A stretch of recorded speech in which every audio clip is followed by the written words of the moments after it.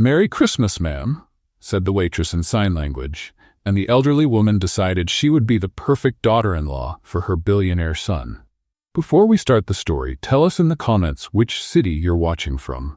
And at the end, don't forget to rate this story from 0 to 10. Enjoy the story. It all started at 7 in the morning when Haley took a last-minute job as a temp waitress at an exclusive art opening. The pay was good. The event was elegant, and she desperately needed money for her niece Sienna's hearing evaluation. What no one mentioned was that the uniform included high heels, borrowed shoes clearly designed by someone who hated humanity and wanted to see it suffer. "Size 36, the supervisor had said, handing over the instruments of torture. "It's what we've got." Haley wore a 38. "It'll fit," she lied. It did not. By 9 a.m., when the gallery doors opened to guests, Haley could no longer feel her toes. By 10, she had developed a walk that could only be described as penguin with a cramp. By 11, she was seriously considering ripping the shoes off and pretending that walking barefoot was an aesthetic choice. But she held on. Because Sienna needed that evaluation. Because rent didn't pay itself. And because Haley Bennett wasn't the type to give up, even when the universe was clearly against her. The Mercer Gallery Hall looked like it had come out of a movie. The kind of movie where rich people talk about things no one understands, while holding champagne flutes as if they were natural extensions of their hands. Ceilings with frescoes, crystal chandeliers, paintings that cost more than apartments. And people, lots of people, who looked right through Haley as if she were part of the decor. "Waitress! More champagne. Waitress! These canapes are cold. Waitress! Can you hold my purse while I take a photo?" Haley smiled at everyone. That professional smile she had perfected over years of working events. The smile that said, "Of course, ma'am," when her mind screamed, "I have a name, you know?" Invisible. That's how she felt. A ghost in a black uniform with destroyed feet. At one point, she stopped in front of a painting to catch her breath. It was a huge canvas, all red, with a single white dot in the center. Just that. Red and a dot. A gentleman with round glasses sighed beside her, visibly moved. Impressive, isn't it? The way the artist deconstructed the concept of existence through chromatic emptiness. Haley looked at the painting, looked at the gentleman, looked at the painting again. "It's very red," she offered. The gentleman stared at her as if she had spat on the floor. Haley fled with her tray before he could go on explaining why a white dot was worth $200,000. It was at 11:43. She remembered the time because she had just checked how long was left until the end of the event, that everything happened. Haley was crossing the main hall, tray balanced high, when her left heel decided it was time to rebel. Her ankle gave out. The tray wobbled. And at the exact moment when 12 breaded shrimp began their trajectory toward the suit of a man who looked very important and very expensive, Haley made a decision. She dove. Literally. In slow motion, or at least that's how it felt to her, Haley launched forward, catching the tray before the shrimp hit the target, but completely sacrificing any chance of staying on her feet. The marble floor was cold and hard and humiliating. "Oh my God, are you okay?" Haley looked up. A young woman in a blue dress was watching her with genuine concern. "Perfectly fine," Haley answered from the floor, tray still held high like an Olympic waitress. "I'm just checking the quality of the marble. Italian, if I'm not mistaken." The young woman blinked, confused. Haley stood up as fast as her protesting knees allowed, straightened her uniform, and smiled as if nothing had happened. "Excuse me," and she walked away. Or rather, limped away with determination. It was during her strategic escape toward the kitchen that Haley saw the gold card fall. An elegant, elderly lady, queenly posture, pearl necklace, gray hair, and a flawless bun, had let something slip from the pocket of her coat. The card floated to the floor, landing a few steps from Haley. She bent to pick it up, this time with extreme care, because one more fall and she would need a doctor. "Ma'am?" "Nothing." "Excuse me, ma'am?" The elderly lady kept her back turned, observing a painting on the wall. Haley tried louder. "Ma'am?" A nearby woman looked at her with disapproval, as if Haley were shouting in a library. But the older woman did not turn around. And then Haley realized it. The way she tilted her head, the small hearing aid in her right ear, the eyes that looked for lips to read instead of sounds to hear. Haley's heart tightened. She knew that look. She saw it every day in Siena. Without thinking, she walked around and moved into the woman's line of sight. With gentle movements, the same ones she used with her niece since she was a baby, Haley signed in sign language. "Excuse me. You dropped this." The older woman's eyes widened. Haley held out the golden card and added, still signing, with a gentle smile. "Merry Christmas, ma'am." Miranda Mercer did not remember the last time she had cried. Maybe at her husband's funeral, 15 years ago. Maybe when Ethan graduated from college. Maybe never. Because Mercers did not cry. Mercers faced things. Mercers overcame. Mercers made other people cry in negotiations. But there, in the middle of her own gallery, in front of a waitress with scraped knees and a sincere smile, Miranda felt her eyes sting. In the last 8 months, since her hearing began to fail, she had become invisible in a different way. People shouted at her as if she were foolish. They spoke slowly as if she were a child. Or they simply stopped including her, because it was easier. No one had tried to communicate with her. Not really. "Thank you," Miranda whispered, her voice tight. The waitress just smiled and waved before walking away, disappearing among the guests as if she had not just changed someone's life. Miranda stood still, holding the golden card, feeling something she had not felt in a long time. Hope. "Mom?" Ethan Mercer approached carefully. 37 years old, a billionaire, head of the Mercer Foundation, and completely unable to understand why his mother seemed to be having an emotional experience in the middle of the art opening. Miranda Mercer did not have emotional experiences. Miranda Mercer caused emotional experiences in others. "Are you crying?" "Do not be ridiculous." Miranda straightened her posture at once. "It is allergies." "Allergies to what?" "To your many questions." Ethan looked toward where his mother was staring. He saw only a waitress walking away. Brown hair, black uniform, the walk of someone whose shoes were hurting a lot. "Who is she?" Miranda smiled. That smile. The smile of someone who had just had an idea that would change the lives of everyone around. No one important. But her eyes were shining. Her eyes said, "I found the perfect daughter-in-law for you, my son, and you have no idea what is coming." In the kitchen, Haley set down the tray and finally breathed. "What happened to you?" Carlos, another waiter, stared at her. "You look like you survived a war." "These shoes," Haley groaned, leaning against the counter. "These awful shoes.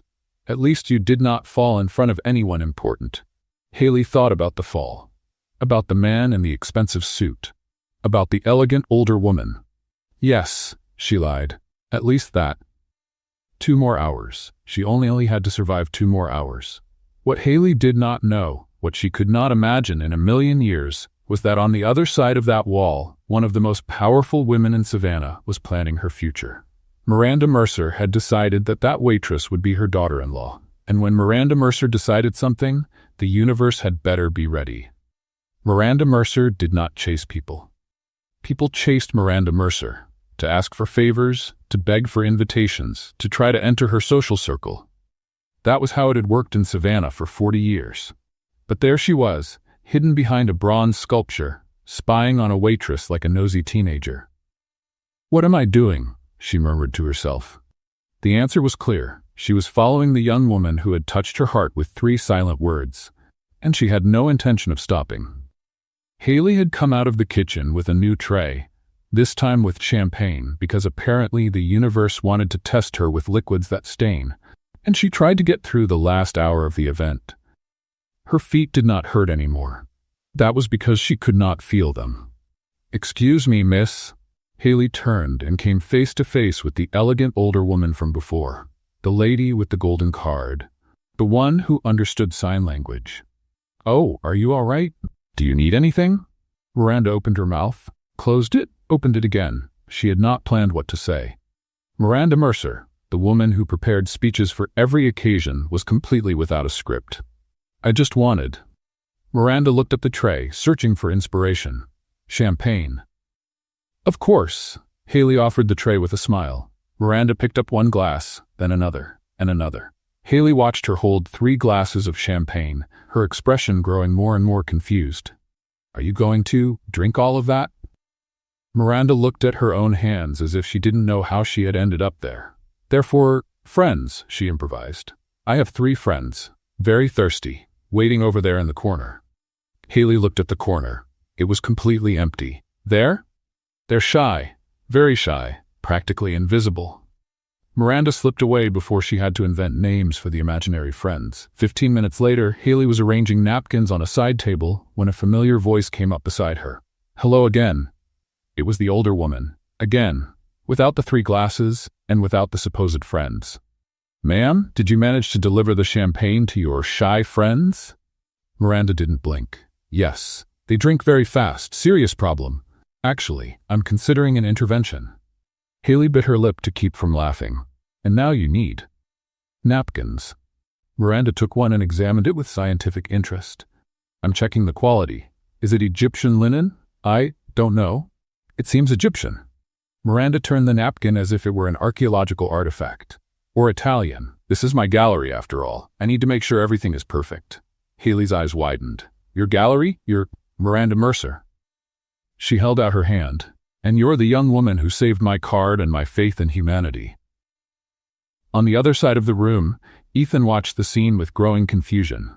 His mother was talking to the waitress, the same waitress as before.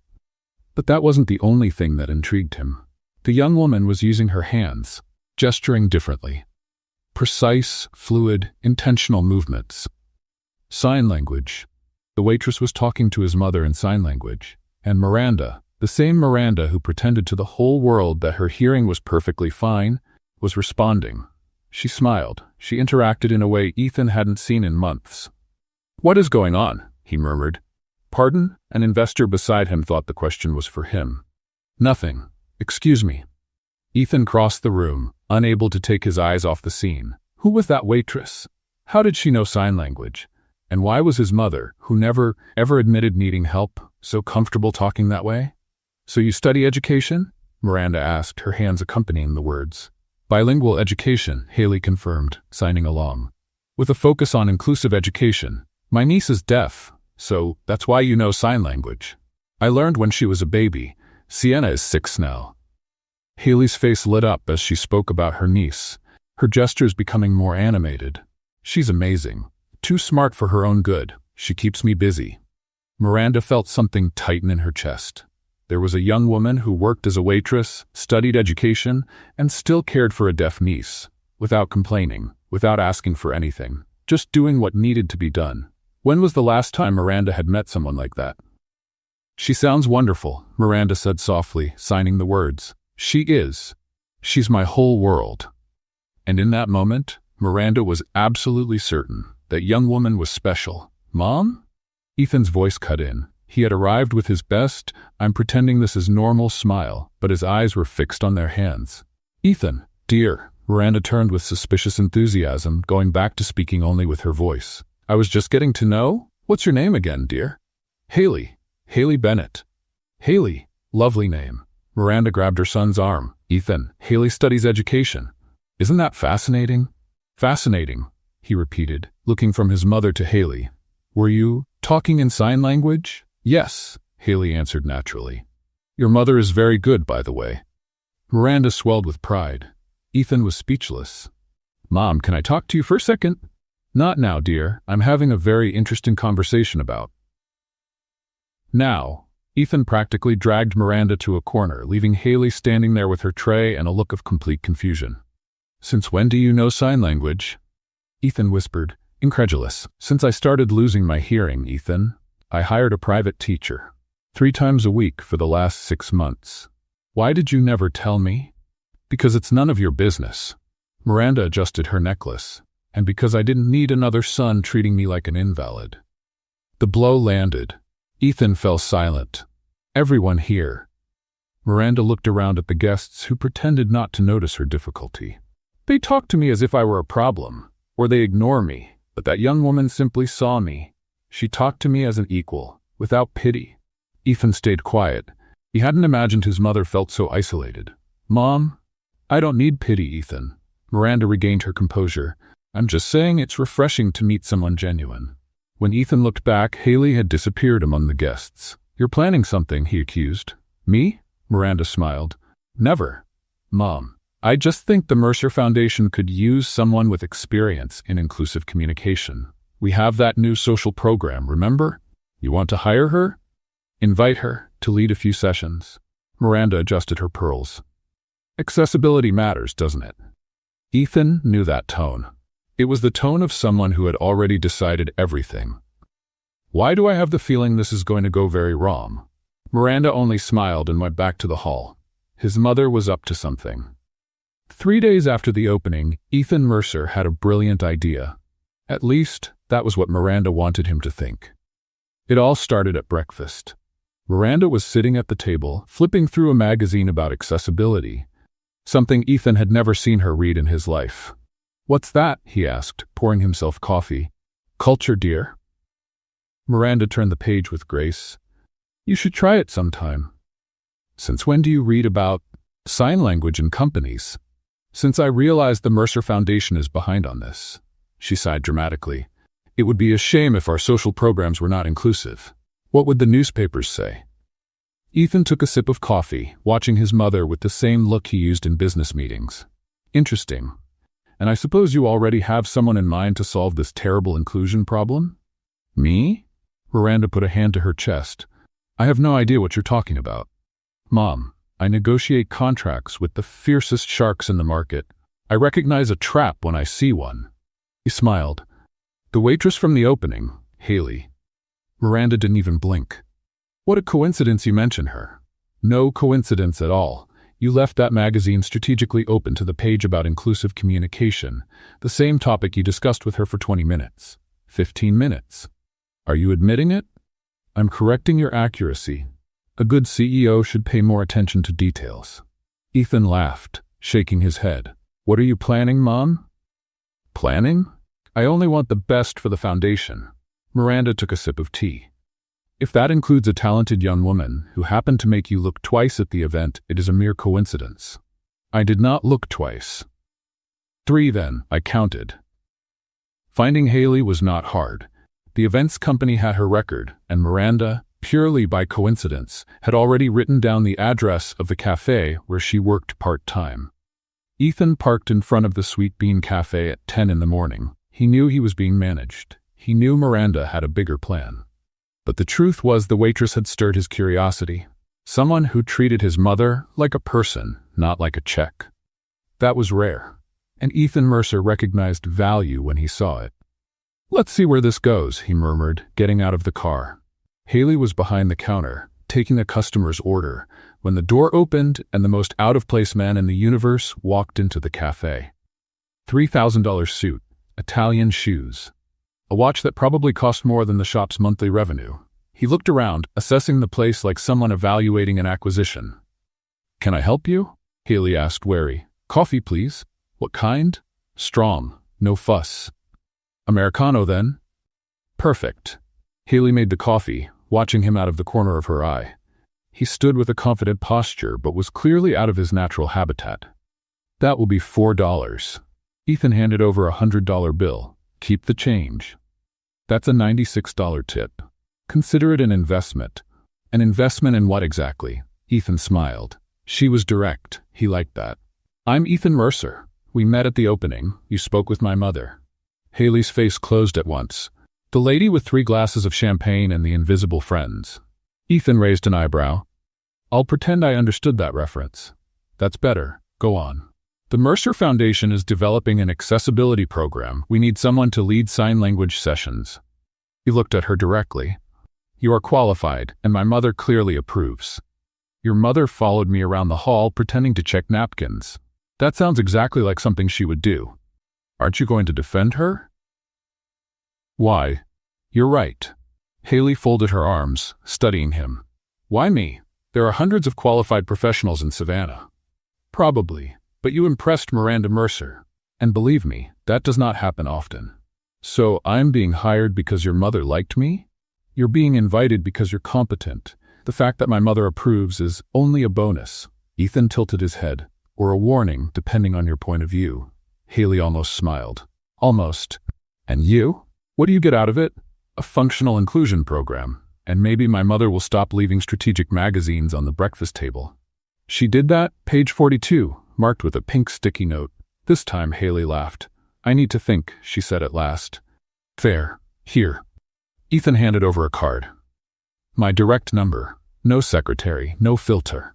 He was almost at the door when Haley spoke. "Why does your mother care so much about this?" Ethan stopped. The question deserved an honest answer. "Because she's losing her hearing. And you were the first person in months who treated her normally." He turned. "My mother built an empire. She's faced everything. But this is breaking her little by little, and she would never admit it." Haley stayed quiet. "You made her truly smile," Ethan went on. "I hadn't seen that in a long time." He left before the conversation got too heavy. That evening, Ethan was having dinner with Miranda when she casually asked, "So, did you invite the young woman?" "I did. She's going to think about it." "Great. In the meantime, practice some signs. I don't want you embarrassing yourself." "Mother, come on, repeat after me." Miranda made a sign. "This means nice to meet you," Ethan repeated, awkward. "Perfect. Now this one." She made another sign. Ethan copied it. "Wonderful, you're a natural student." What Ethan didn't know was that the first sign meant, "Your hair looks like a bird's nest." And the second, "I collect porcelain dolls." Miranda sipped her tea, hiding her smile. Some lessons her son needed to learn on his own. 2 days later, Haley called. "I accept, but I have one condition." "Say it." "My niece, Sienna, she needs a hearing evaluation I can't afford. If the foundation can help?" "Done." Silence. "Just like that? No red tape?" "I'm the CEO. Red tape is other people's problem." Monday, 9 o'clock. Haley hung up, still processing. At the Mercer mansion, Miranda watched her son down the hall, smiling at his phone like she hadn't in years. "Phase 1 complete," she murmured. Now it was time to make sure those two spent a lot of time together. And Miranda already had the perfect plan. Monday, 9 in the morning. Ethan Mercer was about to find out there were things money could not buy. Motor coordination was one of them. The Mercer Foundation's meeting room had been turned into an improvised classroom. Round table, comfortable chairs, and a whiteboard where Haley had written, "Sign Language Basics." Ethan looked at the board like someone facing a contract in Mandarin. "Relax," Haley said, arranging some materials. "It's not that hard. I speak 4 languages." "Great, this will be the 5th. Spoken, with the mouth, like a normal person." Haley raised an eyebrow. "Millions of people communicate in sign language every day. Are they all abnormal?" Ethan opened his mouth, closed it, opened it again. "I didn't mean it that way." "I know, but your panicked face was funny." The door opened and a mini hurricane of 6 years old ran in. Sienna had curly hair, huge eyes, and the energy of about 15 squirrels in one child.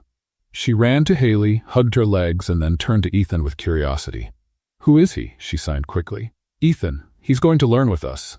Sienna looked him up and down with the silent judgment only children can deliver. "He looks lost," she signed. "Sienna." "What?"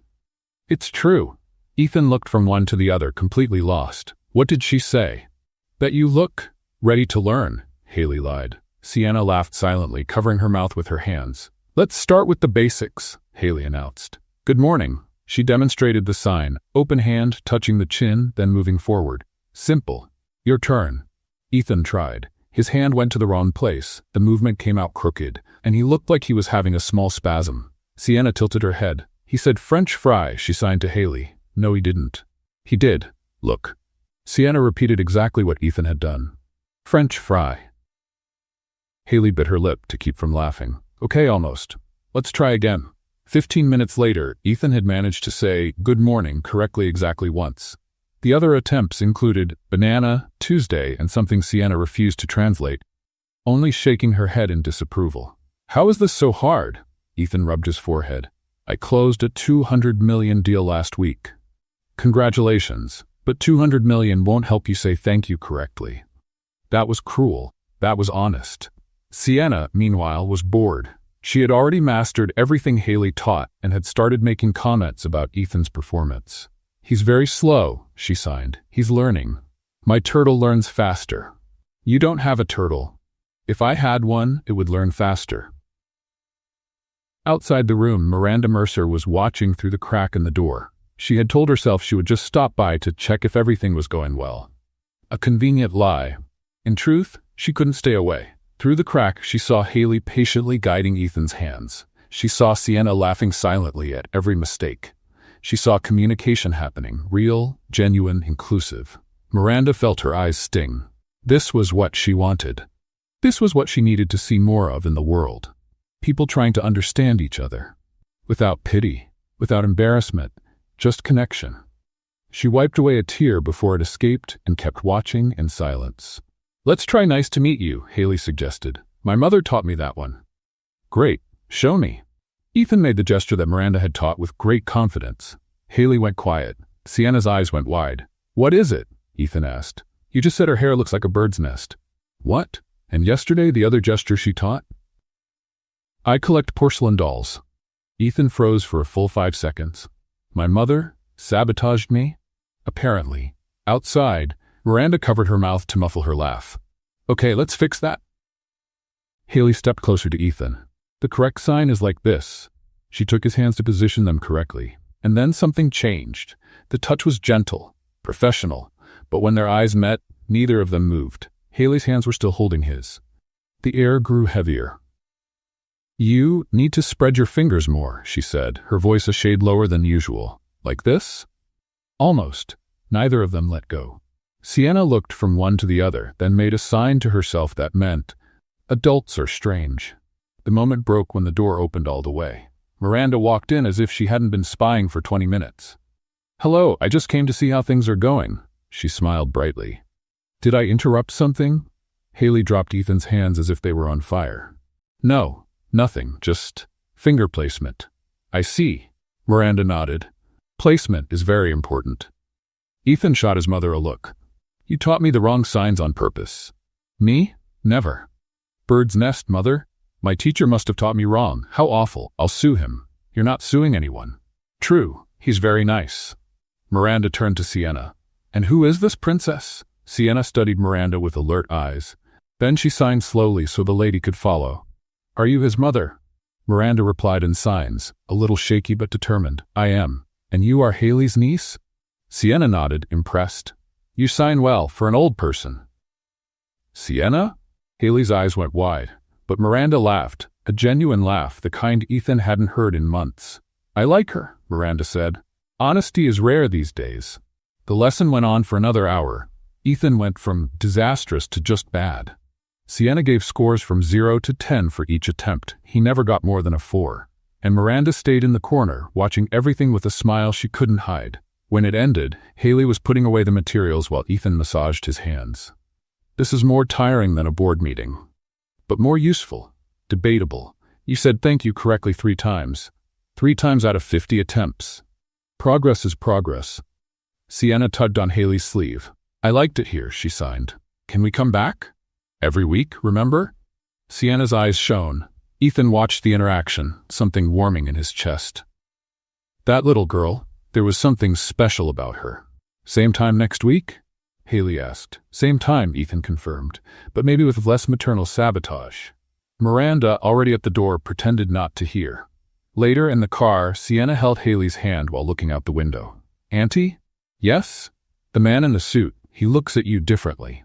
Haley choked. "Different how?" "Like the prince looks at the princess in movies." "Sienna, that's... And you look at him like that too." Haley opened her mouth to deny it. But she couldn't. Because deep down, she knew that her 6-year-old niece had just seen something she was trying very hard to ignore. Miranda Mercer did not believe in coincidences. She believed in strategic planning, flawless execution, and quality coffee. And for the last 2 weeks, she had been using all 3 to bring her son together with a certain sign language teacher. It all started with small accidents. In the second class, Miranda showed up with coffee and cookies for everyone, but there were mysteriously only 2 cups. "Oh, how clumsy," she said without a hint of remorse. "You two will have to share." In the third class, the meeting room's air conditioner broke, forcing Ethan and Haley to use a smaller room. Much smaller, practically a closet with ambitions. In the fourth class, Miranda accidentally gave the wrong address to Haley's driver, which made Ethan need to take her home. "Your mother is very present," Haley commented during the ride. "That is a polite way to say it." What would be the not polite way? "Compulsive manipulator with Cupid tendencies?" Haley laughed. I was going to say intensely involved. You are too polite. But the masterstroke came in the 5th week. The Mercer Foundation occupied a historic building from 1842 with restored rooms that were usually closed to the public. Miranda, however, had the keys to everything. "Haley, dear," she intercepted the young woman in the hallway after class. "You need to see the historical room. It is simply magnificent. I really should get going." "Nonsense. It is 5 minutes. Ethan, go with her. You know the history better than I do." Ethan sighed. "Mother, what are you?" "Go." Miranda practically pushed them inside. "I will wait here."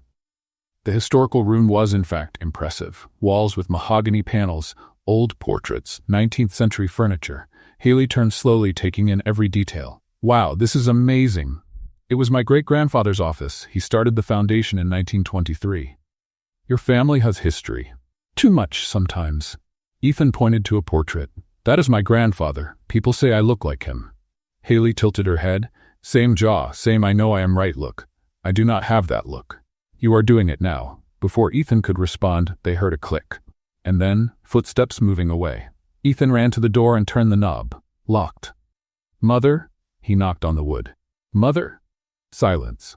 On the other side of the hallway, Miranda walked calmly toward the elevator, whistling a cheerful tune. "Oops," she murmured, putting the key in her pocket.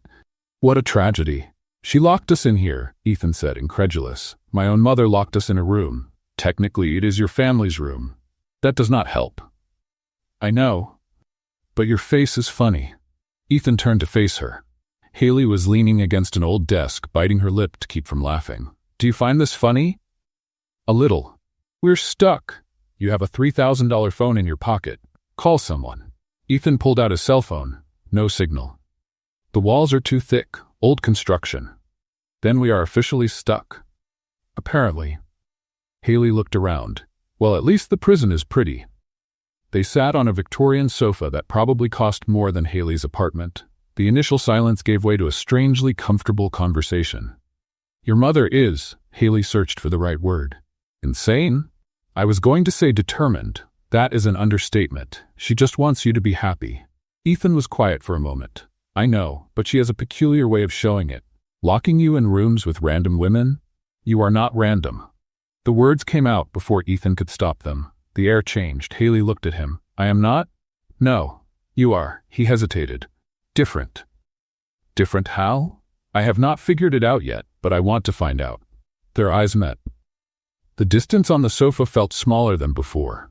Haley felt her heart race. This was dangerous. She was starting to get attached to a billionaire, with a mother who clearly had plans. "Ethan, yes, your mother is trying to set us up, I know. And you are letting her?" "Apparently." "Why?" He smiled, a genuine smile, without the CEO armor. "Because maybe she is not completely wrong." 40 minutes later, the door finally opened. Miranda appeared with a perfectly rehearsed look of surprise. "My goodness, you're still here? The door must have jammed. How awful." "Mother, the key is in your pocket." "How observant you are, dear. You locked us in on purpose." "What a terrible accusation." Miranda turned to Haley. "Dear, would you like some tea? You must be traumatized." "Actually, it was interesting." Miranda's eyes shone. "Was it?" "Mother," Ethan warned. "What, can I not be interested in the well-being of my guests?" Later, while Ethan took a work call, Miranda pulled Haley into a corner. "May I be honest with you?" Haley nodded, cautious. "I know I seem like a meddling old woman." "You are not." "I am, and I do not mind." Miranda sighed. "But I have my reasons." She looked at her son through the glass window. "My husband passed away 15 years ago. Since then, it's just Ethan and me. And now," she discreetly touched the hearing aid. "Now I'm losing one more thing." Haley felt her chest tighten. "Mrs. Mercer." "Miranda. Call me Miranda." The matriarch pulled herself together. "I'm afraid of growing old alone, but I'm even more afraid that Ethan will be alone.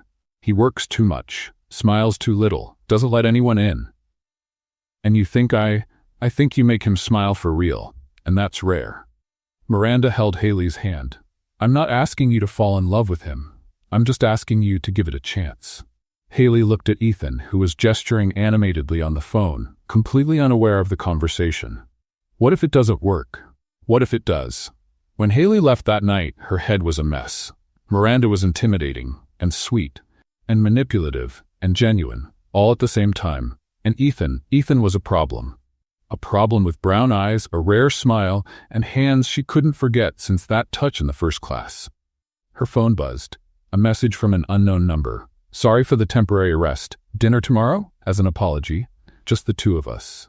Without my mother, I promise. Ethan. Haley stared at the screen for a long moment. A voice in her head screamed to refuse. It was too risky, worlds too different. But another voice, one that sounded suspiciously like Miranda, whispered, "What if it works?" She typed the answer before she could change her mind. "Only if you can say good morning correctly in signs." The reply came in seconds. "Challenge accepted, but if I say French fries, you still have to go." Haley laughed to herself in the car. She was in trouble. And for the first time in a long time, she didn't mind at all. Ethan was already at the restaurant when Haley arrived. Sitting at a table with a view of the Savannah River, checking his watch as if time were a late employee. "You got here early," she said. 20 minutes. Strategic preparation. That has a name. It's called anxiety. In the corporate world, we call it proactive anticipation. Did you just make that up? Totally. Haley laughed and sat down. So, she rested her chin on her hand. Did you practice? All week. Show me. Ethan took a deep breath, focused, and signed with the concentration of a surgeon in a delicate operation. Haley watched. And? He asked. First try, good night. Second, I like cheese. Third, good morning, perfect. 2 mistakes in 3 tries. I'm getting better. Statistically, yes. I'll put that on my resume. Dinner flowed like a conversation between old friends. Ethan told her about the time Miranda made him wear a tuxedo at 12 to learn to carry himself like a mercer. Haley told him about Sienna convincing the whole class that she was the daughter of a European princess. She's 6 and already convinces people better than I do, Haley said. Bright future in politics, or in sales, or in world domination. That's an option too. Over dessert, Ethan asked, Is the flirting working? Haley pretended to evaluate. 7 out of 10. Did it go up a point since the start of the evening? You got the right dessert fork? Impressive for a billionaire. I practice. When they left the restaurant, Haley was floating. The world felt lighter, more colorful, more possible. She should have been suspicious. Good things never lasted. A week later, Ethan invited her to the launch cocktail for the Foundation's accessibility program. You're part of the project, he said. You should be there. As an employee? As my guest. Ethan, please. Haley hesitated, but she ended up accepting. The next day, she went shopping. Alone, because taking Sienna to a dress store was a guarantee of comments that were a bit too honest.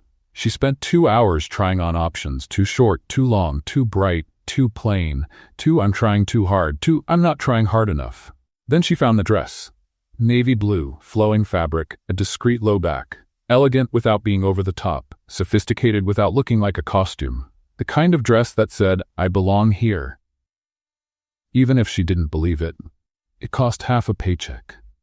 Haley swallowed hard, handed over the card, and prayed she wouldn't regret it. On the night of the event, she got ready with obsessive care.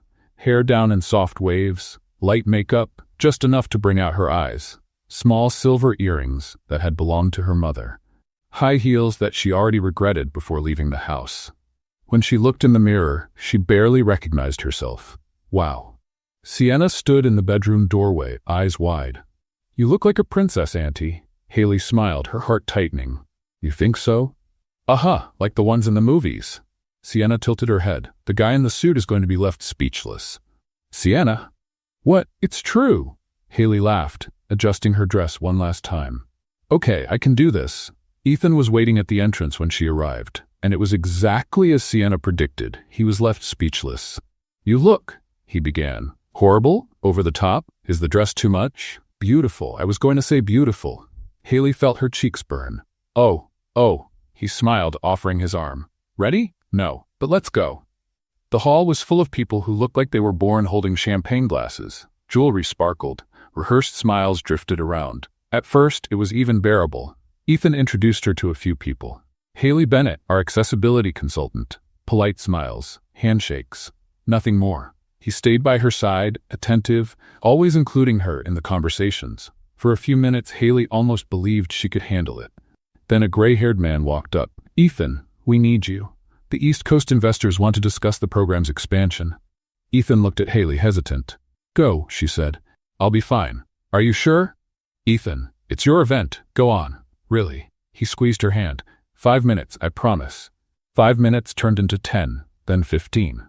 Haley didn't blame Ethan. He was the host. It made sense that everyone wanted a piece of him. But alone, without him at her side, she became visible in a different way.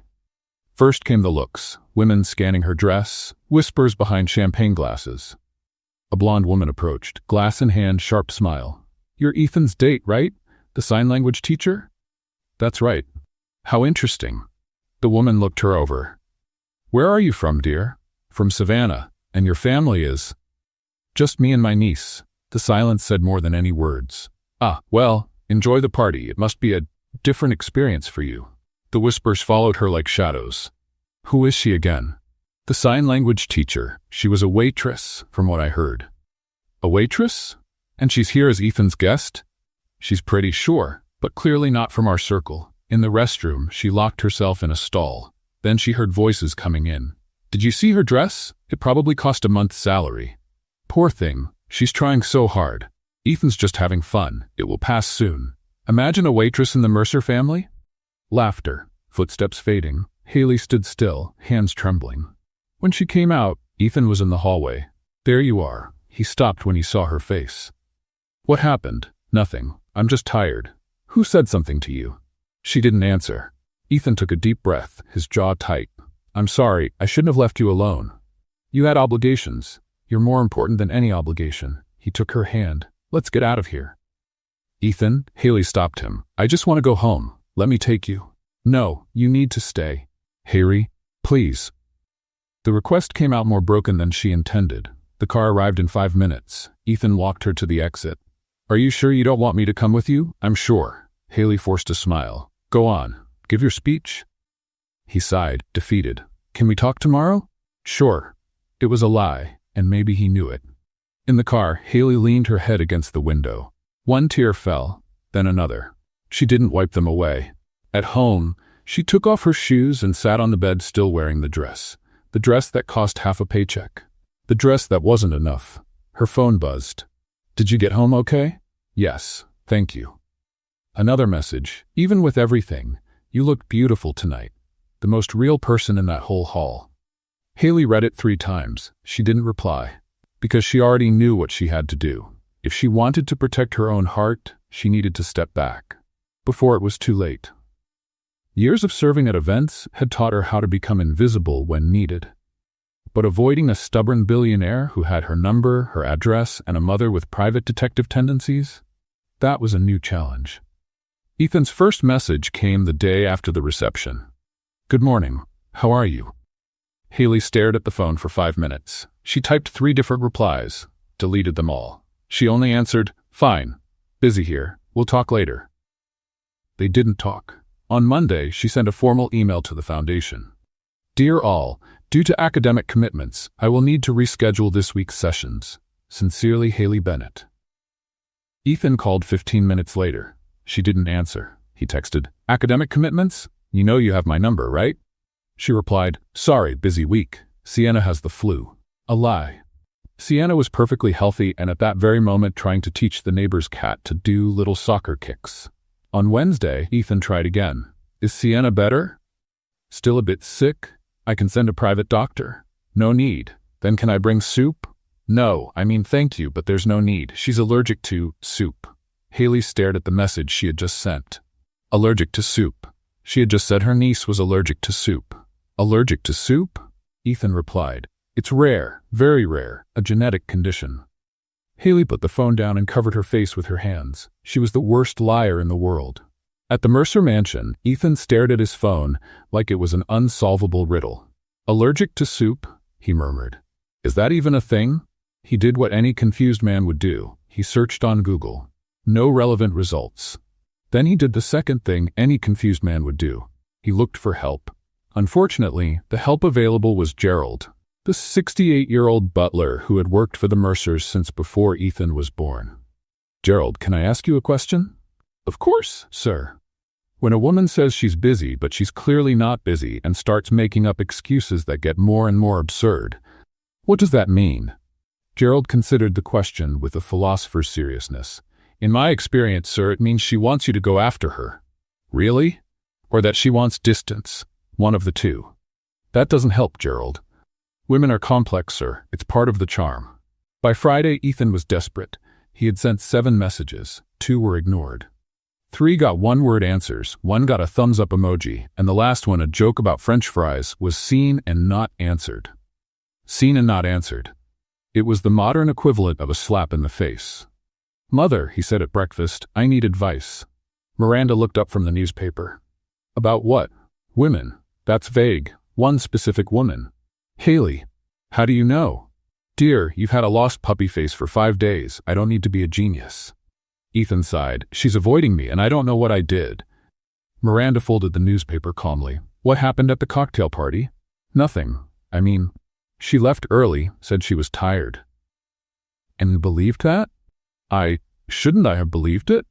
Miranda looked at him with a mix of tenderness and despair. "Ethan, my son, you're brilliant in business, but in relationships, you are completely blind. Thanks for the support. It's not criticism, it's a diagnosis." Miranda knew exactly what had happened. She had heard the whispers at the cocktail party, seen the looks, noticed how Haley kept getting smaller as the night went on. But she also knew she couldn't interfere. Not this time. "What do I do?" Ethan asked. "Go talk to her. She doesn't answer my messages." "Then go in person. And if she doesn't want to see me, then at least you'll know." Miranda took a sip of tea. "But something tells me she does. She's just scared." "Scared of what?" "Of you. Of your world. Of not being enough." Miranda looked at him. She heard things at the cocktail party, Ethan. Things that confirmed all her fears. The penny finally dropped. The whispers. The whispers. That afternoon, Ethan showed up at the Sweet Bean Cafe. Haley was behind the counter when the doorbell rang. She looked up, saw who it was, and almost dropped the coffee pitcher. "What are you doing?" "I came to have coffee." "You don't drink coffee." "Today I do." "Ethan, an Americano, please. Simple and straightforward. It's what you recommended the first time, remember?" She remembered. She remembered every detail of that day. With slightly shaky hands, she made the coffee and set it on the counter. "That's $4. He handed her a 20. "Keep the change." "Ethan, that's a tip of $16. I know math." Silence. "Can we talk?" he asked. "I'm working." "When do you get off?" "Late. I'll wait." "Ethan?" "Haley." He looked at her. "You've been avoiding me for a week. You made up that Sienna is allergic to soup, and you didn't answer my French fry joke, which, by the way, was very good." It was reasonable. It was excellent. Despite everything, Haley felt the corner of her mouth lift. "Please," he said, softer. "Just tell me what I did wrong." She looked around. The cafe was almost empty. "You didn't do anything wrong." "Then why are you running from me?" "I'm not allergic to soup, Haley." She closed her eyes. "Because that cocktail party reminded me of reality." "What reality?" "That I don't belong in your world. That those people look at me and see a waitress in a costume. That no matter how hard I try, I'll never be enough." Her voice shook. "And I like you, Ethan, more than I should, and that scares me. Because when you realize they're right, they're not right. You don't know that. I do." He leaned over the counter. "Because I like you too. More than I should, and I don't care what those people think. But I care." The silence between them grew heavy. "So that's it?" Ethan asked. "You're going to give up because of people who mean nothing?" "It's not just that, it's everything. We're from different worlds. Different worlds can meet, or they can collide." Ethan took a deep breath. "Okay, I understand you need time, but I want you to know one thing." He placed a hand over hers. "You're the most genuine person I've ever met, and if you decide it's worth trying, I'll be waiting." He left the coffee on the table, untouched, and walked to the door. "Ethan," he turned. "The French fry joke was a 6 at best." He smiled. "Liar." After work, Haley got home, put Sienna to bed, and sat on the couch hugging her knees. She was running away. She knew it. Running out of fear of getting hurt, out of fear of not being enough, out of fear of wanting something she might never be able to have. But Ethan's voice wouldn't leave her head. "If you decide it's worth trying, I'll be waiting." The phone buzzed. A message from an unknown number. "Hi, dear. It's Miranda. I got your number from the receptionist. I hope you don't mind. Can we talk tomorrow? Just the two of us. I promise I won't lock you in any room." Haley stared at the screen. Miranda Mercer wanted to talk. Just the two of them. Was that good or terrible? Probably both. Miranda Mercer did nothing without a purpose. So when she showed up at Haley's apartment with a box of French pastries and a smile that said, "We need to talk," Haley knew she was in trouble. "May I come in?" Miranda asked. Haley looked at the apartment behind her. Small, modest, with Sienna's toys scattered on the floor and a pile of pedagogy books on the table. "Sorry about the mess?" "Dear, I raised a son. I know what a mess is." Miranda walked in as if she were entering a palace. "By the way, it's cozy here. It has soul. What it has is a lack of space. Space is overrated." Sienna ran in from the kitchen, stopped when she saw the guest, and signed to Haley. "It's the lady with the pearls." "Sienna, that's—" But Miranda was already signing back. "Hello, princess, do you remember me?" Sienna's eyes lit up. "You sign well for an old person." "Sienna?" Haley turned red. Miranda laughed. "She's honest. I like that." She turned to the girl. "I brought sweets, French ones. Want to try?" Sienna looked to Haley for permission. Haley nodded, defeated. "Just one." "3. Sienna negotiated. 2. "Deal." The girl grabbed her sweets and ran to the bedroom, leaving the two of them alone. Miranda sat on the couch as if it were a designer armchair. "She's delightful. She's a hurricane in human form. The best kids are." Miranda studied her. Did you raise her alone?" Haley hesitated. "Since my sister passed away, 3 years ago." The air grew heavier. "I'm sorry," Miranda said softly. "I didn't know."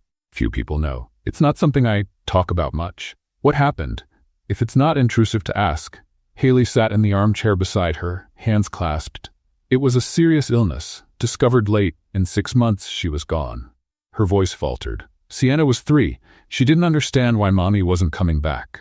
I promised I'd take care of her. And here we are." Miranda was silent for a moment. "You gave up a lot. I gained much more." Haley looked toward the bedroom. "She's all I have."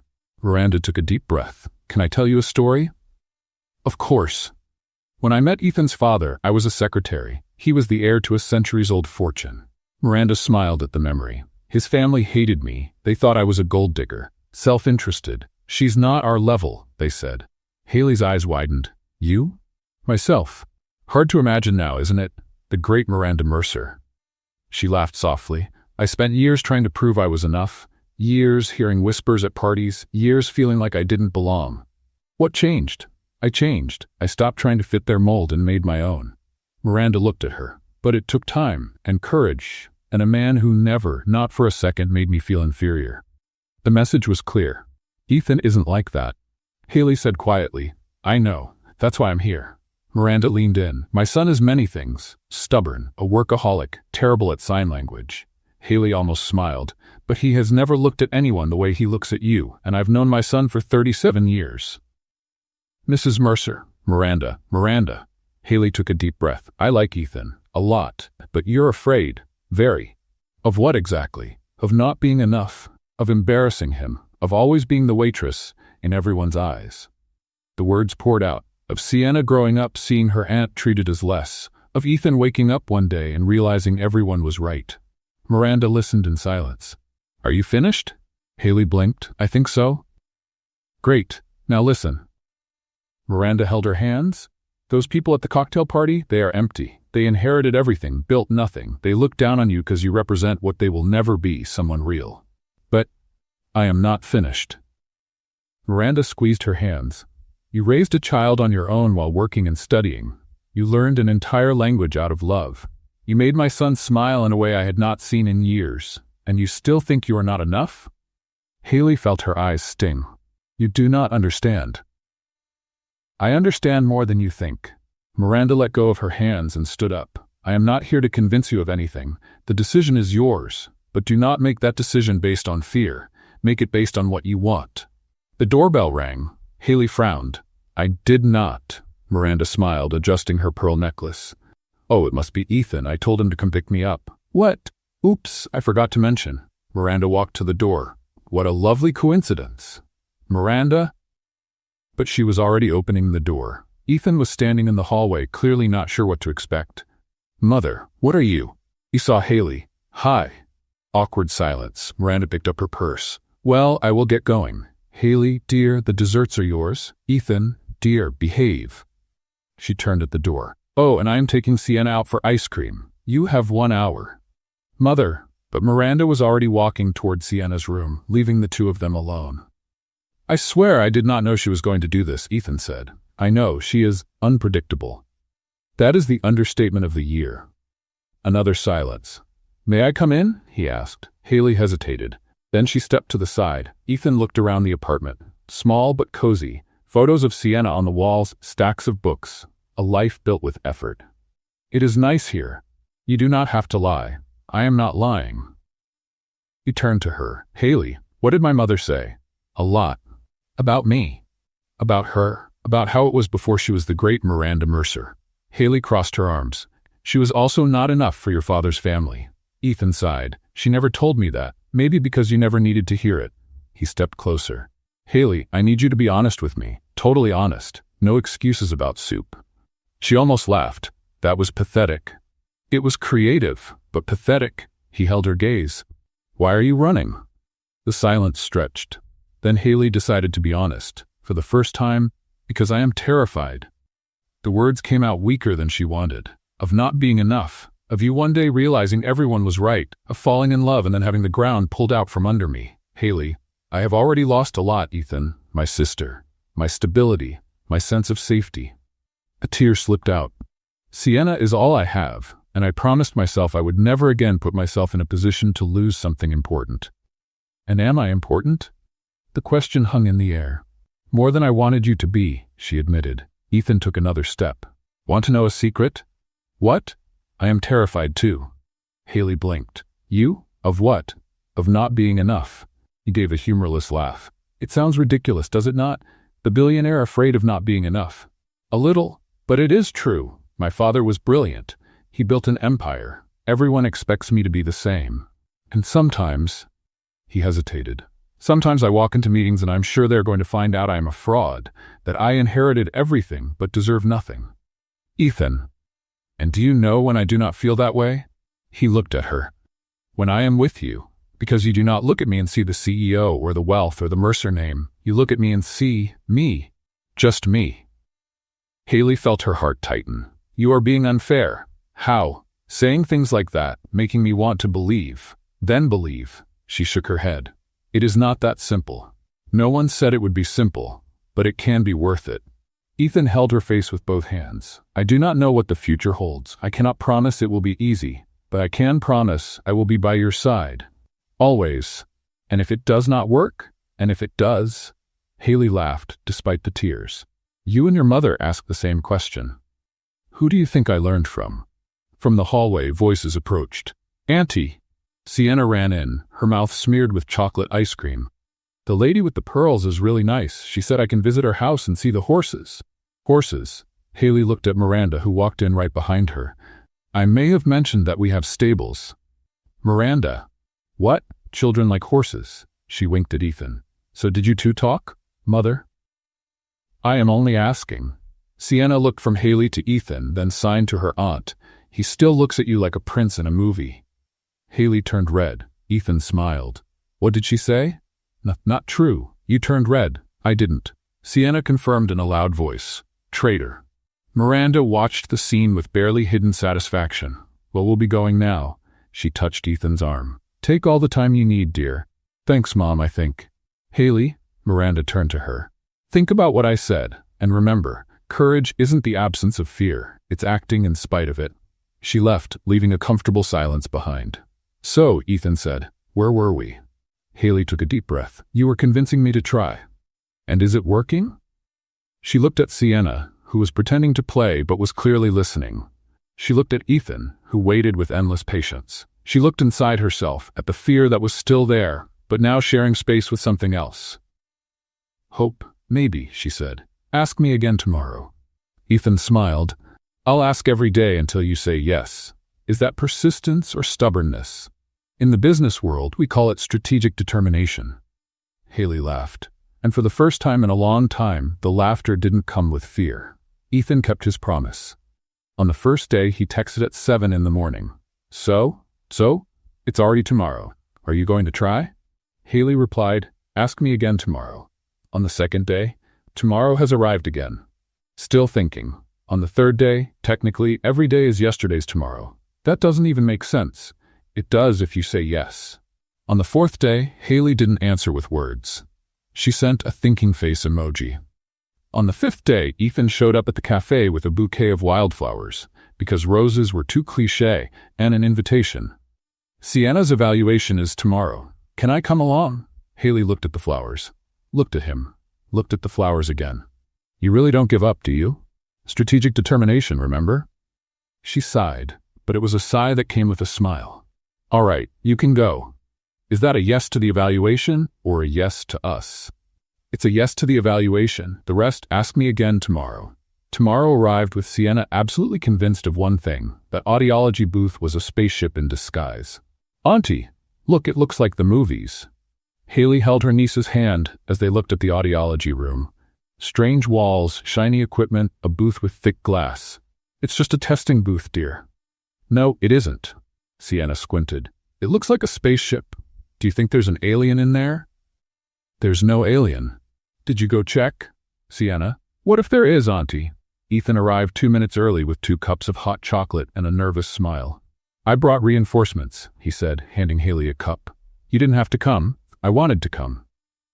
Sienna tugged on Haley's sleeve and whispered very loudly, because 6-year-olds don't know how to whisper. Auntie, the handsome man brought chocolate. Haley turned red. Ethan pretended not to hear, but his smile gave him away. Do you want chocolate too, Sienna? I do, but Auntie said I can't have too much sugar. She made a strategic pause. But today is a special day, right, Auntie? Haley sighed. Half a cup. Big half or small half? Sienna? Okay. The audiologist appeared, a woman with gray hair and a warm smile named Dr. Patterson. Sienna Bennett? That's me. The girl raised her hand, bouncing in place. Ready for the test? Is it in the spaceship? Dr. Patterson looked at Haley. She thinks the booth is a spaceship, Haley explained. Ah, the doctor smiled and crouched to be at Sienna's level. You know, you're right. This booth is very special. Sienna's eyes shone. I knew it, Auntie, I told you.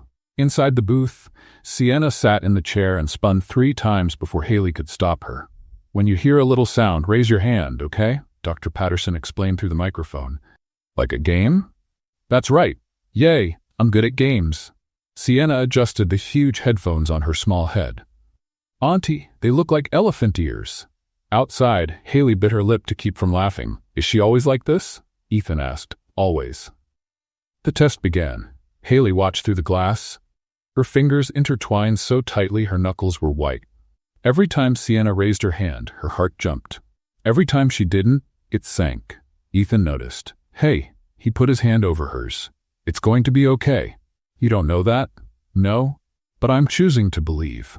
Is that optimism or stubbornness? A bit of both. Inside the booth, Sienna raised her hand with exaggerated enthusiasm each time she heard something. At one point, she raised both hands. You were supposed to raise just one, Dr. Patterson said through the microphone. But I heard it on both sides. The doctor laughed. She has personality, she commented to Haley. That's a kind way to put it. 20 minutes later, the test was over. Sienna ran out of the booth. Aunt, did I do well? Did I win? How many points? It's not quite like that, honey, but I raised my hand many times. Count them, Aunt. Dr. Patterson smiled. You did very well, Sienna. Now I'm going to talk with your aunt about the results, okay? Is it a secret? It's an adult thing. Sienna made a face. Adult stuff is boring. The silence that followed was the longest of Haley's life. Dr. Patterson studied the charts. Sienna got distracted, drawing on a piece of paper with a pen she had found, and Haley felt like she was going to faint. Ethan held her hand under the table. She didn't let go. The news is good, Dr. Patterson finally said. Haley forgot how to breathe. Good? Sienna is an excellent candidate for next-generation hearing aids. With the right model, she will hear much better. How much better? Normal conversations, television, music. Her quality of life will improve a lot. Haley felt the tears before she realized she was crying. Auntie? Sienna dropped the drawing, worried. Why are you crying? Did I do something wrong? No, my love. Haley pulled her into a tight hug. You did everything right, exactly right. Then why are you crying? Because I'm happy. Sienna looked confused. Do adults cry when they're happy? Sometimes. That's strange. I know. Ethan watched the scene, his chest tight in a good way. Dr. Patterson, he said, what's the best device available? Well, there are several options. The best one. Haley lifted her head. Ethan, you don't need to. It's covered by the foundation. It was part of the agreement. He looked at Sienna, who was now showing her drawing to the doctor. She deserves the best. On the way out of the clinic, Sienna walked between them, holding a hand from each. Auntie? Yes? When I get the new device, will I hear everything? Almost everything, my love. And will I hear birds singing? You will. And music. That too. Sienna smiled, satisfied. Then she looked up at Ethan. Mister? Yes? You like my aunt, right? Ethan choked. Haley turned scarlet. Why do you think that? He asked, careful, because you look at her the way the prince looks at the princess in the movie. Sienna shrugged. It's just like that. Silence. She's sharp, Ethan murmured to Haley. I warned you. In the car on the way home, Sienna fell asleep in the back seat, entering. Haley watched her in the rearview mirror, her heart overflowing. Thank you, she said softly. You already thanked me. I know, but not just for the device, for everything. Ethan smiled. Speaking of that, it's still today. Can I ask again? Ethan, will you try? The two of us? The silence stretched.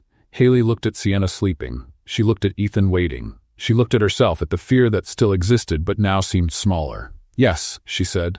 I'll try. Ethan didn't move. Yes? Yes? A real yes? How many times do you want me to repeat it? About 10, to be sure.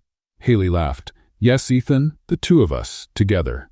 He held her hand over the car's console, and neither of them let go. In the back seat, Sienna opened one eye. She saw their hands together. She smiled and went back to sleep for real this time. Saying yes to Ethan was the easy part. Saying yes to Miranda Mercer and a benefit vernissage with Savannah's elite, that was another level of challenge. The invitation came 3 weeks after Sienna's evaluation, delivered in person by Miranda, who showed up at Haley's apartment with a gold envelope and that smile that didn't accept no as an answer. The Mercer Foundation's annual benefit vernissage, Miranda announced. And you, my dear, are officially invited. Haley looked at the envelope as if it were a summons. As a guest? As my son's date? Miranda, I don't know if... Wonderful. I'll pick you up Saturday so we can choose the dress. Wait, I didn't say. 10 in the morning. Be ready. And she left before Haley could protest. Does she do that all the time? Haley asked Ethan on the phone that night. Do what? Completely ignore it when someone tries to refuse something. Oh, that. Ethan laughed. Yes. It's her superpower. Ethan, I don't know if I can go to this event. Silence on the other end. Because of the reception? Haley closed her eyes. The memories still hurt. The whispers. The looks. The feeling of being an intruder in a world that wasn't hers. What if it's the same? It won't be. You can't guarantee that. No, he admitted, but this time I won't leave your side for even a second. Ethan, listen, you don't have to go if you don't want to. I understand, truly. His voice grew softer, but I would love to have you there, by my side, as my partner. Haley's heart tightened. Let me think? Of course, but tell my mother, because she's probably already reserving the whole store. Saturday, 10 in the morning. Miranda showed up right on time. Have you thought about it? She asked as soon as Haley opened the door. I'm still thinking. Great. Think while you try on dresses. Miranda, the car is waiting. The store was the kind of place Haley had never stepped into in her life. Huge mirrors, crystal chandeliers, and dresses that probably cost more than her yearly rent. This one. Miranda pointed to a bright red dress. Try it on. It's very red. Red is power. Red is everyone look at me. Exactly. Haley tried it on. She came out of the fitting room feeling like a traffic sign. Miranda tilted her head. No, it looks like you're going to direct traffic. That's what I said. The second dress was light pink. Looks like a flower girl, Miranda vetoed. The third was black with sequins. Looks like an upside-down Christmas tree. The fourth was beige. Looks like you gave up on living. Miranda. What? Honesty is a virtue. By the 15th dress, Haley was ready to give up. Maybe this is a sign, she said from the fitting room. Maybe I shouldn't go. Miranda sighed. Dear, come out of there. Haley came out, still in the green dress that looked like a hotel curtain, according to Miranda. The matriarch led her to a couch and sat beside her. Can I tell you something? Sure. At my first vernissage as a Mercer wife, I wore the wrong dress. Haley blinked. Really? Very real. It was purple, with ruffles. I looked like an eggplant at a debutante ball. Haley tried not to laugh. She failed. And you know what happened? Miranda went on. Everyone looked. Everyone whispered. A woman asked if I'd confused the event with a circus. What did you do? I cried in the bathroom for 20 minutes. Miranda smiled at the memory. Then I dried my tears, went back to the hall, and danced all night with my husband. And the whispers? They kept going, for years, until one day they stopped. She held Haley's hand. Do you know why? Why? Because I stopped caring. And when you stop giving power to other people's opinions, they lose their strength. Haley was quiet for a moment. And what if I can't stop caring? Then you fake it until you can. That's what all of us do at the beginning. Do you still fake it? Miranda laughed. Dear, after 40 years, I genuinely don't care anymore. But it took time. She squeezed Haley's hand. You don't have to get there today. You just need to take the first step. And if I stumble? Then you get up, and I'll be there to help.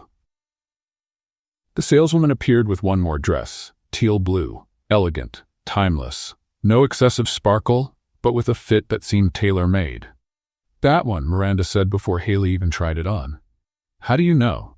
40 years choosing dresses, trust me. Haley went into the fitting room, put on the dress, looked in the mirror, and for the first time that day she didn't see a waitress trying to be something else. She saw a woman, beautiful, elegant, worthy. When she came out of the fitting room, Miranda smiled.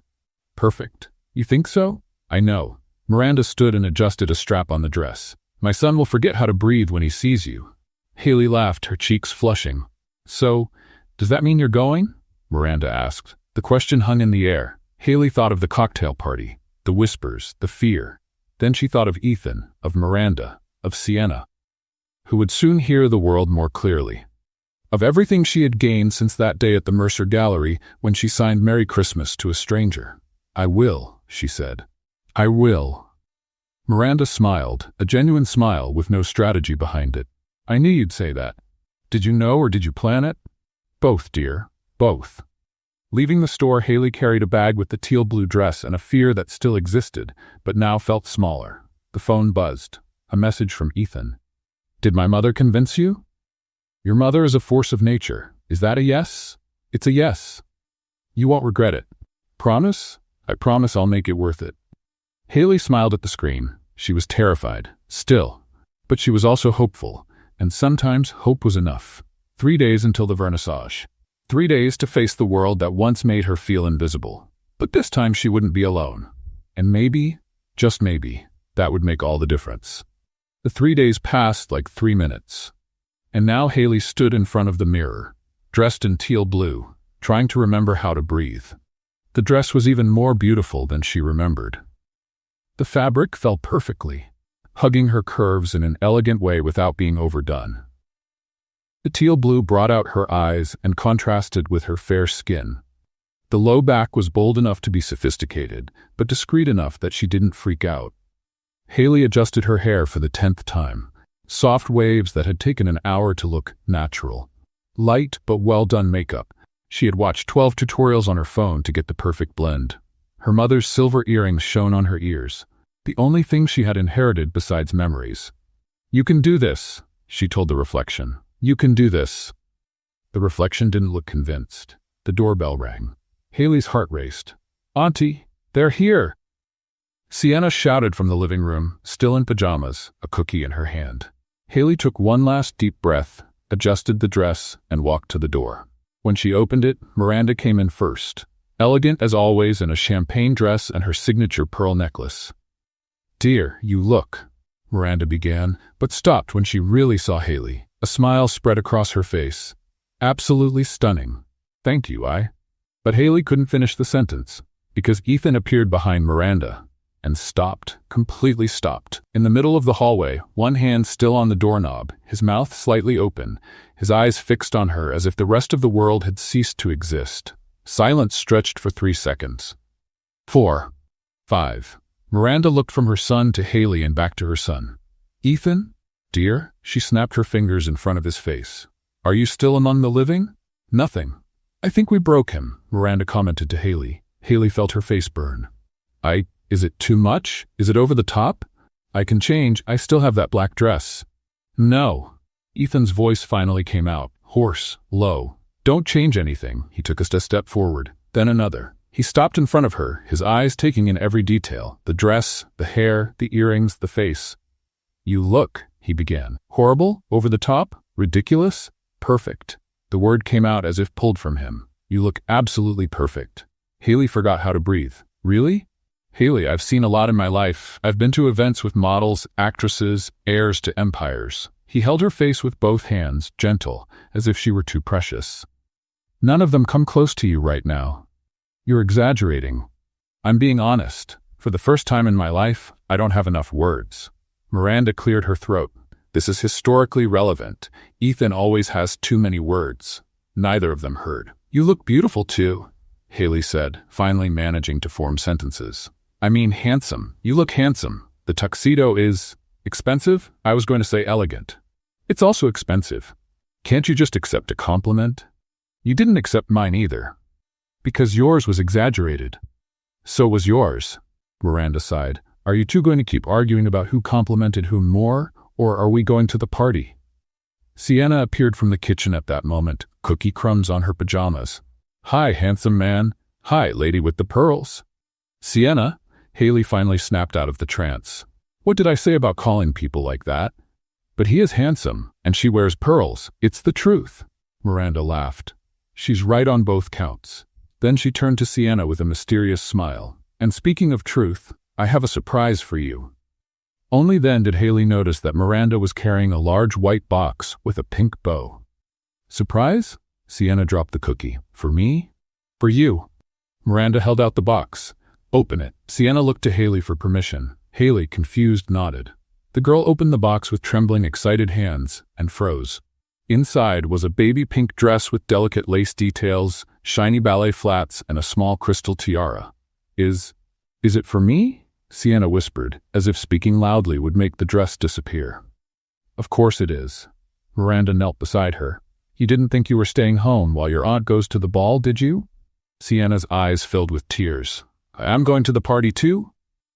You're the most important guest of the night. Sienna threw herself into Miranda's arms so hard she almost knocked the matriarch over. Thank you, thank you, thank you. Miranda, caught by surprise, took a second to react. Then she hugged the girl back, her eyes suspiciously bright. You're welcome, princess. Haley watched the scene, unable to speak. Ethan came closer and whispered, Are you okay? Your mother. Haley swallowed the lump in her throat. She didn't have to do that. She wanted to. There's a difference. But it must have cost a fortune. For her, it's not about money. Ethan looked at Miranda, who was now helping Sienna lift the dress from the box carefully. It's about family. We're not her family. Ethan took Haley's hand. Yet. 15 minutes later, Sienna came out of the bedroom transformed. The pink dress fit perfectly. The shiny flat sparkled with every step. And the tiara was slightly crooked, but Sienna refused to let anyone adjust it.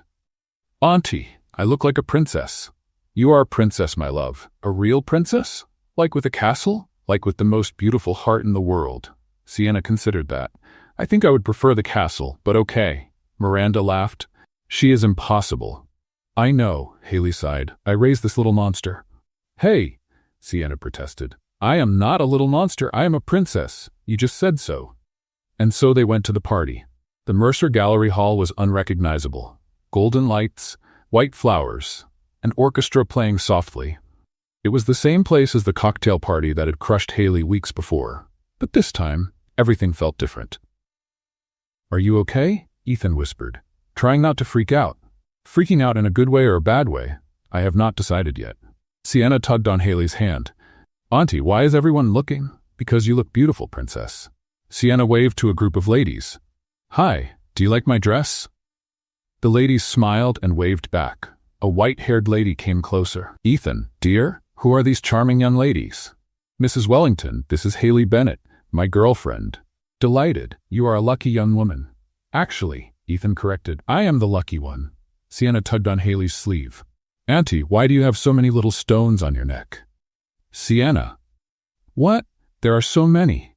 The The lady laughed. They are diamonds, dear. All of them must be very afraid of thieves. Miranda pretended to cough. Half an hour later, Miranda went up on stage.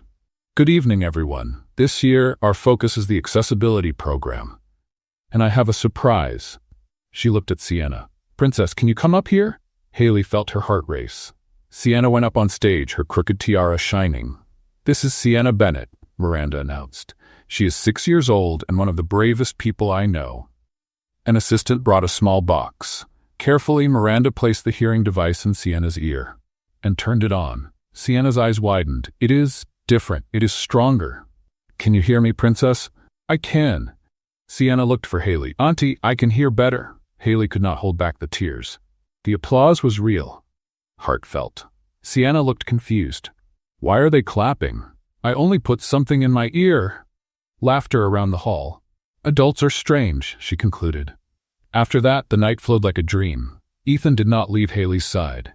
Every person who approached, he introduced her without hesitation, and little by little, the judging looks were replaced by genuine smiles. Sienna became the star of the party. She danced with Miranda, ate more canapés than she should, and charmed every person who crossed her path. At one point, the orchestra played a waltz. Dance with me? Ethan held out his hand. I do not know how to dance a waltz. I do not either. Let us pretend together. Haley laughed and accepted. They danced, awkward, laughing at their own mistakes, completely oblivious to the rest of the hall. Are you happy? He asked. Very. She rested her head on his shoulder. Thank you for this. For what? For making me feel like I belong here. You belong. You always have. Near midnight, Miranda came over. It is getting late, and the princess is already falling asleep. Sienna was sitting in a chair, eyes closing, the tiara finally tipping to the side. I will call a car, Haley said. Nonsense. Miranda waved. You are going to sleep at the mansion. I already prepared rooms. Miranda, you do not need to. I insist. Sienna is exhausted. You are too, and I am not letting you cross the city at this hour. Haley looked at Ethan. He smiled. There is no point arguing. When she decides something. I heard that, Miranda said. The Mercer mansion was exactly as Haley imagined, and nothing like she imagined at the same time. Huge, yes. Elegant, certainly, but also welcoming. Family photos on the walls, fresh flowers in vases, the smell of home. Sienna, half asleep in Ethan's arms, murmured, Mister, your house is very big. It is. Do you get lost? Sometimes. I knew it, she yawned. Being rich is strange. Miranda laughed. Come, the rooms are ready. The room Miranda prepared for them had a huge bed, soft sheets, and a view of the lit gardens. Haley laid Sienna on the bed, already in borrowed pajamas, and tucked her in carefully. Auntie? Yes, my love? Today was the best day of my life. Haley's eyes stung. Mine too. Can we come back here? We will see. That is an adult yes, right? Maybe. Sienna smiled and closed her eyes. In seconds, she was asleep. Haley stayed there, watching her niece. The hearing device in her ear, the pink dress hanging on the chair, the crooked tiara on the nightstand. For the first time in a long time, she felt that everything was in the right place. A soft knock on the door. Ethan, may I come in? Haley went to the door, opened it a little. She fell asleep, she whispered. And you? Are you okay? I am. She smiled. More than okay? Ethan held her hand. Tomorrow, when you wake up, I want to show you something. What? Surprise. Another one? The last one. He smiled in a way that made her heart race. I promise this one will be worth it. Haley looked at him. You're planning something. Me? Never. Ethan? Sleep well, Haley. He kissed her forehead and walked down the hallway. Haley closed the door, her heart beating way too fast. What was he planning? She didn't know, but for the first time, she wasn't afraid to find out. Haley woke up with the sun coming through the curtains and the absolute certainty that she wasn't at home. The bed was too big, the sheets were too soft, and there was a smell of fresh coffee that definitely didn't come from her small apartment kitchen. Then she remembered. The party. The mansion. Ethan's promise. Tomorrow when you wake up, I want to show you something. Sienna was still asleep beside her, sprawled across the bed like a starfish, mouth slightly open, the hearing aid shining on her ear. Haley smiled and got up slowly so she wouldn't wake her. That's when she noticed the closet door was slightly open. Curious, she opened it all the way. And stopped. The closet, which was the size of her bedroom at home, was full of clothes. Dresses, blouses, pants, shoes, all new, all in her size, and on the smaller side, children's clothes. Little dresses, little shoes, hair bows, all in Sienna's size. A note was hanging on a hanger, "For my favorite girls to enjoy the day. Choose whatever you like. With love, Miranda." Haley felt her eyes sting. That woman was impossible. "Auntie!" Sienna's shout almost made her drop the hanger. "What is all this?" Sienna had woken up, seen the closet, and was now standing in the doorway as if she had found a treasure. "They're clothes, sweetheart. For us, apparently. All of them?" "They're—" "Sienna, no need to shout." But it was too late. Sienna had already dived into the closet like a small pink tornado, pulling out dresses and shoes with wild enthusiasm. "Auntie, look at this one and this one and this one." "Sienna, slow down. There are hair bows. There's a pink bow." Haley sighed. It was too early for this level of energy. Half an hour later, they went downstairs for breakfast.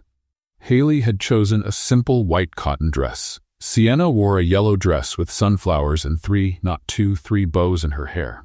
"Don't you think that's too many bows?" Haley had asked. "There's no such thing as too many bows," Sienna answered with absolute conviction. The breakfast room was the size of Haley's entire apartment. A huge table, fresh fruit, bread, cheeses, juices of every kind, and in the center, Miranda drinking tea as if that were completely normal. "Good morning, darlings." She stood up. "Did you sleep well?" "Very well," Haley said. "Miranda, the clothes, did they fit? I wasn't sure about the sizes." "They were perfect, but you didn't have to. I wanted to. There's a difference." Sienna had already sat down and was staring at the table with huge eyes. "Lady with the pearls, is all this breakfast?" "It is, princess." "Every day?" "Every day." Sienna turned to Haley. "Auntie, can we live here?" "Sienna? What? There's food." Ethan showed up 10 minutes later, still in pajamas, hair messy. It was the first time Haley had seen him like that. No suit, no gel, without the CEO armor. He looked normal, human, and incredibly handsome. "Good morning," he said, his voice still rough with sleep. "Good morning," Haley answered, trying not to stare too much. "Mister," Sienna waved a piece of toast. "Do you live here too?" "I do." "In which room?" "The one at the end of the hallway." "The big one?" "That's the one." Sienna considered the information. "You live alone in a room that big?" "I do." "That's a waste." Miranda almost spit out her tea. Ethan laughed. "She has a point." After breakfast, Ethan walked up to Haley. "Remember the surprise? I've been curious since yesterday. Come with me." He guided her through the mansion's hallways, past rooms Haley didn't even know existed. "Where are we going?" "Patience. You know this is torture, right?" "I know." He smiled. "It's part of the fun." They stopped in front of a pair of glass double doors that opened to the gardens. Haley had seen the gardens at night, lit by the Christmas lights. But by day they were even more impressive. Flower beds, fountains, stone paths winding between old trees. "It's beautiful," she whispered. "It gets even better at sunset." Ethan held her hand. "I want to show you. Tonight." "More surprises?" "The last one." He looked at her with an intensity that made her heart race. "I promise." The day went by like a dream. Lunch on the veranda, overlooking the gardens. Sienna running across the lawn, chasing butterflies. Miranda teaching Haley to identify the flowers in the garden. Ethan watching everything with a smile that seemed permanent. It was strange, not the place, not the people. What was strange was how everything felt, right, natural, as if she had always belonged there. In the late afternoon, Miranda showed up with another dress for Haley. Emerald green, long, elegant. "For tonight," she said with a mysterious smile. "Miranda, what are you all planning?" "Me? Nothing. You're lying." "I never lie." Miranda winked. "I only omit information strategically." At 7 in the evening, Ethan knocked on the bedroom door. Haley opened it, already dressed in emerald green, her heart racing. He was in a suit, not the work one, a different one, softer, more intimate. "Ready?" "For what exactly?" "You'll see." The gardens at dusk were magical. Lanterns hung from the trees, candles floated in the fountain, rose petals were spread along the stone path. "Ethan," Haley whispered. "What is this?" He didn't answer. He just led her to a gazebo in the center of the garden, decorated with white flowers and golden lights. "I rehearsed this all week," Ethan said, his voice slightly unsteady. "Rehearsed what?" He took a deep breath, and then he raised his hands and began to sign. Haley recognized the gestures, some perfect, others not so much. "You are the most." Ethan paused, frowned, and read the sign. The most amazing person I've ever met. She felt her eyes fill. He went on, his hands trembling slightly. You taught me to listen, to see, to feel. A tear ran down Haley's face. And I want to spend the rest of my life. Ethan stopped. He looked at his own hands. Wait, that's not right. Haley laughed through her tears. What did you say? I meant to say by your side, but I think I said with your shoe. She burst out laughing. You want to spend your life with my shoe? Technically, yes, apparently. He rubbed his forehead. I practice so much. Ethan, let me try again. Ethan, I can get this right. Ethan. He stopped. Haley held his hands. I understood. He looked at her, his eyes shining. You did? You're asking me to marry you, with or without my shoe? Ethan laughed, a nervous, relieved laugh. I am. He took a little box from his pocket. Haley Bennett, will you? Yes. The voice wasn't Haley's, it was Sienna's. They both turned. Sienna was hiding behind a bush, her big eyes shining, Miranda right behind her, trying and failing to hold her back. I heard everything, Sienna shouted, running to them. She says yes, she does. Sienna, Miranda chased her. I told you to wait, but he already asked. Haley didn't know whether to laugh or cry. She did both. Princess, Ethan said, crouching down, I need to hear it from your aunt. But she's going to say yes, I know. How do you know? Because she says your name in her sleep, and giggles. Haley turned scarlet. Sienna. What? It's true. Ethan stood up, still laughing, and turned to Haley. So, do you say yes? Haley looked at him, at Sienna, at Miranda, who was crying quietly behind the bush while pretending she wasn't there. She looked at the ring box, at the lit gardens, at the life she never imagined she could have. Yes, she said, 1,000 times yes. Ethan slid the ring onto her finger and kissed her. Yuck! Sienna covered her eyes. Grown-up kiss again. But she was jumping with joy. Miranda appeared, eyes red. Finally. You planned all of this, didn't you? Haley asked. Me? Never. Miranda sniffed. I only suggested a few things, like decorating the entire garden? Details. Sienna tugged on Ethan's sleeve. Mister? Yes? If you marry my aunt, will you be my uncle? Ethan looked at Haley. Haley nodded, tears still falling. I will, Princess. Sienna thought for a moment. Uncle Ethan. She tried the words. I like it. It sounds important. It is. More important than handsome mister? Much more. Sienna smiled, that huge smile that lit up any place, and hugged his legs with all the strength of her 6 years. Later, sitting in the gazebo, Haley rested her head on Ethan's shoulder. Sienna slept in Miranda's lap, exhausted from so much emotion. The lanterns glowed softly. The fountain sang its melody, and the ring on Haley's finger reflected the candlelight. Thank you, she whispered. For what? For everything. For not giving up. For seeing me when I felt invisible. For making me believe I deserved to be happy. Ethan kissed the top of her head. You always deserved it. You just needed someone to remind you. Miranda came closer, Sienna still asleep in her arms. Welcome to the family, she said softly. Haley smiled. Thank you for accepting me. Dear, I chose you the moment you said Merry Christmas in sign language. Miranda winked. Ethan is the one who took too long to notice. Hey, Ethan protested. I noticed fast. You mixed up good morning with French fries for 3 weeks. That's irrelevant. It's history. Haley laughed. That family was chaotic, unpredictable, and completely crazy. And now it was hers too. Sienna stirred in Miranda's arms, opening one eye. Auntie? Yes, my love? Are we going to live here now? Haley looked at Ethan. Ethan looked at Miranda. Miranda smiled. If you want to. Sienna opened both eyes. Is that a grown-up yes? That's a real yes. Sienna smiled, sleepy, happy, complete. Nice. I like it here. She yawned. There's a big breakfast, and went back to sleep. Haley took a deep breath. A year ago, she was a waitress serving champagne at events she could never attend. Today, she was engaged to a billionaire, embraced by the most welcoming family she had ever met, with a ring on her finger and a future she had never dared to dream. All because one day, she saw an elderly lady drop a card, and signed 3 words, Merry Christmas, ma'am.